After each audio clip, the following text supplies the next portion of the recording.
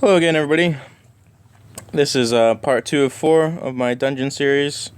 You most likely just watched the levels 1 to 4. There's a lot of information in that in that last video. So if you haven't watched it yet, I recommend you go back and watch that to get filled in on what's happening. So we're just about to finish level 4, and on every second level, you can exit with your items. If you die or run out of moves, before you reach an exit, you will lose everything. So make sure that you know for a fact you can make it through the next 2 levels before you exit. Possibly might be repeating some of the stuff that I've said already, but just for a quick recap, you want to make sure you keep your health as high as possible so you can get more moves. Moves are basically lives. You use up a life every time, or a move every time you move a square. And what I didn't go over before, if you die to a monster, it's a general monster, one of these ones, you will lose 5 moves. And then if you kill after that, you'll get 1 back. So basically, if you die to a monster once, you will lose 2 moves. Because you have to move to the square, you'll die, you'll get put back 1, you'll move back to the square, you'll get a point. So you basically lose 2 moves. But, like I said, moves cost you every time you want to move. So you really want to be trying, you really want to try and get 4 moves if possible from all these lower level ones, especially if you're going for a timed run to try and place in the event. You want to do that. 5 bonus moves in some of these chests are really nice. The boosts help a lot, an incredible amount. The boost I have on right now is attack damage 4, which 135 attack, which is quite ridiculous. It's probably half of my total attack that I have from Runes Masteries. Just blasting through these levels fairly quickly. There's not really much to watch. It's more the information that people have been asking for that I'm trying to help you guys with now. In your masteries, you can get attack speed, which you'll see there. It hit my special move hit twice. That was a special move and an auto attack straight after. I couldn't show you on the other levels because they would die too quickly. So I'm presuming once you get, there's probably breakpoints at certain levels of attack speed. I'm not too sure yet, since the dungeon's very new. Don't need that right now.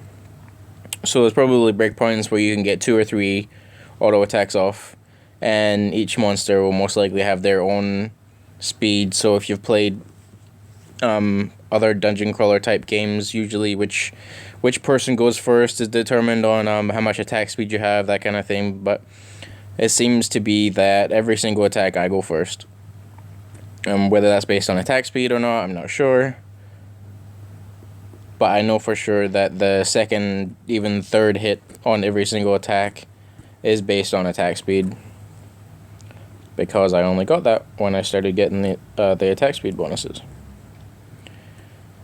My favorite boost to get... My favorite boost to get inside the dungeon is definitely attack damage. Attack damage boosts your auto attack, so if I'm hitting with a special attack every single time, and my second hit is attack boosted, that helps me out for sure every second time. But you can also get a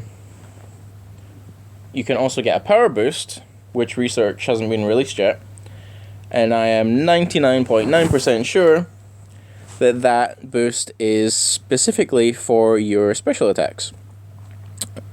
Getting a lot of crystal fragments here is quite nice. If you don't know already, crystal fragments are used for the later on research, which I'll go through in the final video, the 4th video. I'll go over what kind of masteries you want to be looking to get first, which ones are best, which coefficients will help you the most. And we're at the boss again. So this boss does a fire breath attack, which your fire resistance will help you with. Other than that, he does basic auto attacks, but again, monsters have attack speed, so he does a fire breath. He has 2 fire breaths off. So because of his attack speed, he gets 2 off, and I didn't do a special on that second one because I was talking. See, that's the power potion I was talking about, 30%. So I'm presuming that's 30% extra damage on my special attack, which is very nice. And we'll continue. We're going to go up to floor 8, just to try and keep these videos more concise.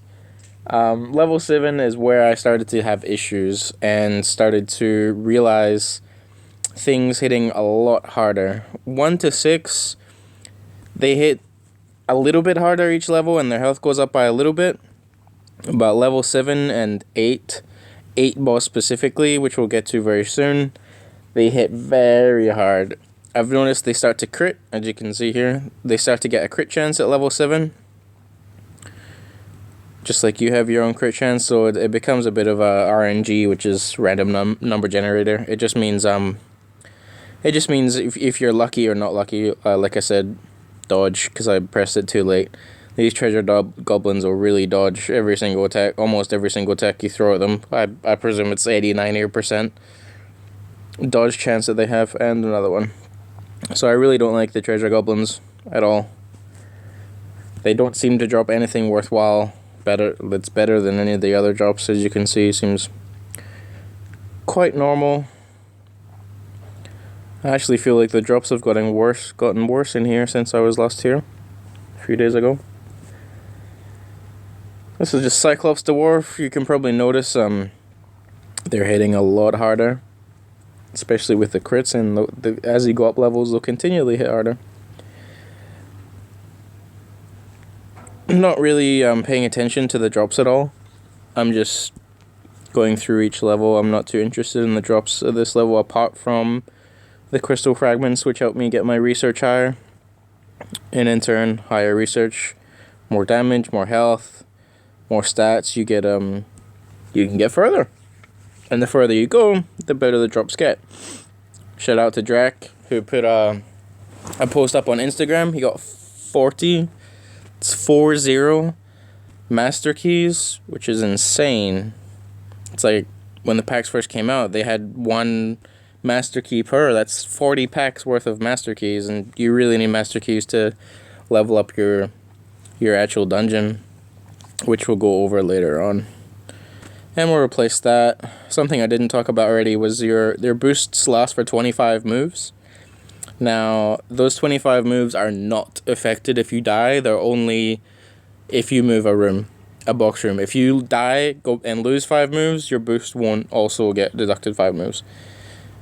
It just seems to be the way the game is programmed. Now, I usually don't pay attention to the drops very much, but I do need more crystal fragments to increase my research even higher, so that's what I'm looking for. Crystal shards, crystal fragments. More so crystal fragments. As you get further along, it starts to cost 1,000, 2,000 crystal fragments for 1 research. But if you want to find out more about those, then you can look for the next video that I'll be putting up that will go over the research. Another crystal fragment, quite nice. The highest crystal fragment drop that I've noticed was on around level 13, I believe, and it was 250 crystal fragments. Now, how many fragments that drop and how many master keys drop. We're at a boss. No, this guy hits incredibly hard. But whether the luck stat affects them, I don't know. I presume it would affect the number of drops or the frequency of drops.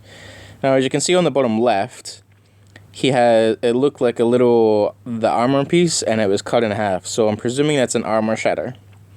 So basically that would mean, and it was an 8. So I'm thinking that means that armor shatter is 80%. So you really need to be careful on that guy. He is going to hurt a lot without research. Dodge would really help a lot on him. Yeah, you just really need to get your attack high, get your special attack high, and kill him as fast as possible before he can start killing you. Anyway, that was floor 1 to 8, 4 to 8, sorry, and you can check out 1 to 4 in my previous video, and next video will be 8 to 12. So stay tuned for that.